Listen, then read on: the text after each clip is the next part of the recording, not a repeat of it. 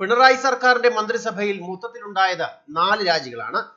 ഈ രാജിവെക്കലും വകുപ്പ് മാറ്റവും വഴി ഉണ്ടാകുന്ന കോടികളുടെ നഷ്ടത്തെപ്പറ്റി ആരും ഇതുവരെ ചിന്തിച്ചിട്ടില്ല. മന്ത്രിമാരുടെ രാജി ആഘോഷമാക്കുന്ന പ്രതിപക്ഷം പോലും ഇതിൽ പ്രതികരിച്ചു കാണുന്നില്ല. പിണറായി സർക്കാരിന്റെ ഭരണകാലം പകുതിയായപ്പോൾ തന്നെ 4 രാജിവെക്കലും പകരം 4 സത്യപ്രതിജ്ഞകളുമാണ് ഉണ്ടായത്.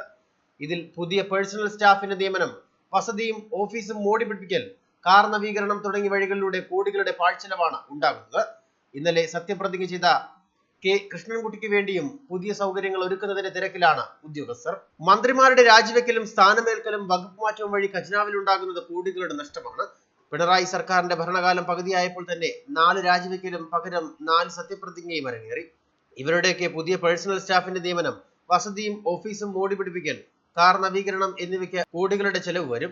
ഇന്നലെ സത്യപ്രതിജ്ഞ ചെയ്ത കെ കൃഷ്ണൻകുട്ടിക്കും ഈ സൗകര്യങ്ങളെല്ലാം ഒരുക്കണം. ആ പ്രവർത്തനങ്ങളാണ് ഇപ്പോൾ അണിയറയിൽ നടക്കുന്നത്. മന്ത്രിമാർ രാജിവെച്ചതിന് പിന്നാലെ 4 ഇടക്കാല സത്യപ്രതിജ്ഞകളാണ് വേണ്ടി വന്നത്. 25 പേഴ്സണൽ സ്റ്റാഫിനെയാണ് ഒരു മന്ത്രിക്ക് നിയമിക്കാൻ കഴിയുക. രാജിവെച്ചവർക്ക് പകരം അതേ പാർട്ടിയിൽപ്പെട്ട മന്ത്രിമാരെത്തുമ്പോഴും പേഴ്സണൽ സ്റ്റാഫിനെ പറഞ്ഞുവിട്ട് പുതിയവരെ നിയമിക്കുകയാണ്.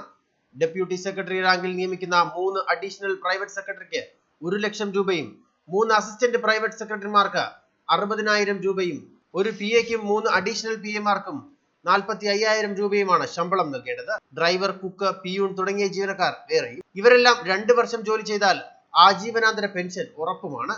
മാത്യു ടി തോമസിനൊപ്പം നിന്ന പേഴ്സണൽ സ്റ്റാഫിനെ മാറ്റി പകരം 25 പേരെ കൃഷ്ണൻകുട്ടി നിയമിക്കുന്നതിനാൽ ഇരട്ടി പേർക്കാണ് സർക്കാർ പെൻഷൻ നൽകേണ്ടി വരുന്നത്. പുതിയ മന്ത്രി ചുമതലയേറ്റാൽ പുതിയ കാർ വാങ്ങുകയോ വിപുലമായ അറ്റകുറ്റപ്പണികൾ നടത്തുകയോ ചെയ്യുക പതിവാണ്.